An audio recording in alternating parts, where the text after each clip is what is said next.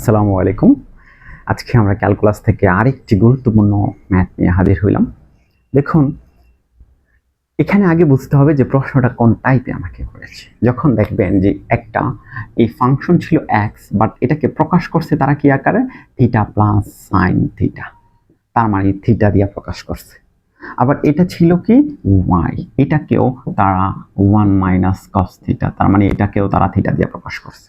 আমরা জানি অন্তরীকরণে সাধারণত এক্স এর ফাংশন এখানে যদি হয় তার মানে এক্স দিয়ে প্রকাশ করে, যেমন ওয়াই আর এক্স দিয়ে ওয়াই ইকুয়াল টু মানে সামথিং এরকম আকারে প্রকাশ করে। বাট এখানে যখন তৃতীয় চলকের মাধ্যমে প্রকাশ করে, ঠিক আছে, নতুন আরেকটা চলকের মাধ্যমে প্রকাশ করার মাধ্যমে এক্স ওয়াইকে যদি নতুন কোনো চলকে থিটা টি বা এই জাতীয় কোনো চলকে প্রকাশ করে সেটাকে কি বলা হয়? Parametric function. তার মানে এটা একটা প্যারামেট্রিক ফাংশন, মানে প্যারামেট্রিক ফাংশনের ম্যাথ।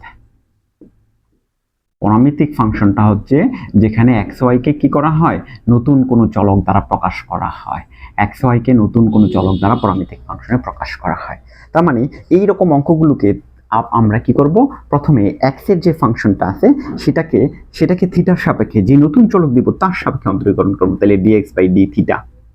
আবার এই ওয়াই কেও সেম কাজটাই করব, D Y by D theta, যে নতুন চলকটা দিবে তার সাপেক্ষে অন্তরীকরণ করব। করলে কি হয়, এখানে যদি এ থিটার সাপেক্ষে থিটাকে করলে কত হয় 1, আর সাইন থিটাকে করলে তো হবে কস থিটা, যেহেতু থিটার সাপেক্ষে করতেছে। আর এটাকে করলে এই এ ইন্টু এটা হয় 0 মাইনাস কস থিটাকে করলে হয় কত, মাইনাস সাইন থিটা, তাহলে প্লাস সাইন থিটা হয়ে যাবে এটা। তাহলে এখানে কাজ করলে এটা 0 দ্বারা গুণ করলে 0, আর সাইন থিটাকে করলে এ সাইন থিটা হয় এই অংশটা।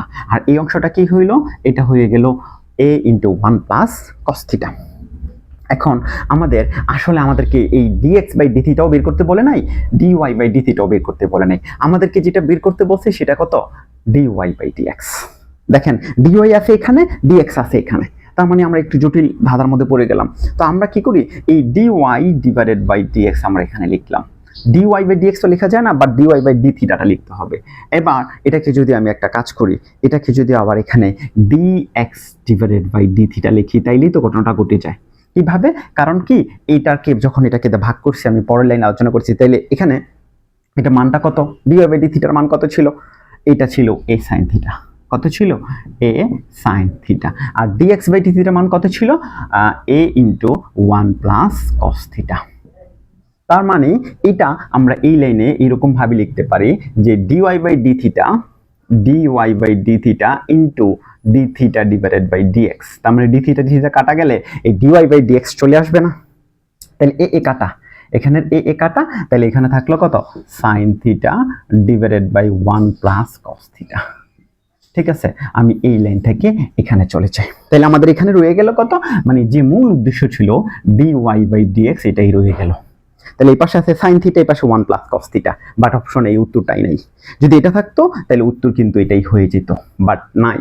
কি করব এখন, এই sin থিটাকে আপনারা জানেন যে এই 2 sin 2 থিটার একটা সূত্র আছে, sin 2 থিটা, এটা কি just 2 sin theta into cos theta.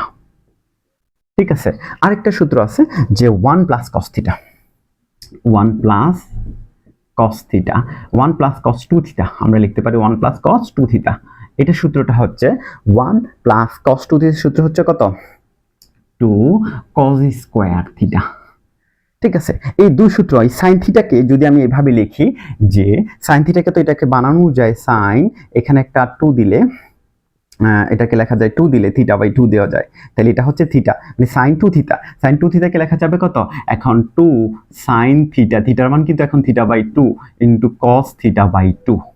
আর এই যে 1 প্লাস cos 2 থিটা, বাট এখানে কিন্তু আমাদের 1 প্লাস থিটা cos থিটা আছে, এটাকে আমি আবার কি করতে পারি, এখানে 2 দিয়া এখানে থিটা বাই 2, এটা হচ্ছে থিটা।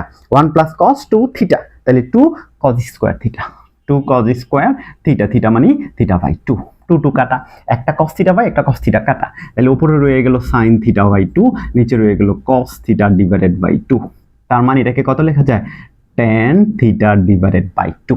তাহলে অপশন কোনটা, tan থিটা ডিভাইডেড বাই 2।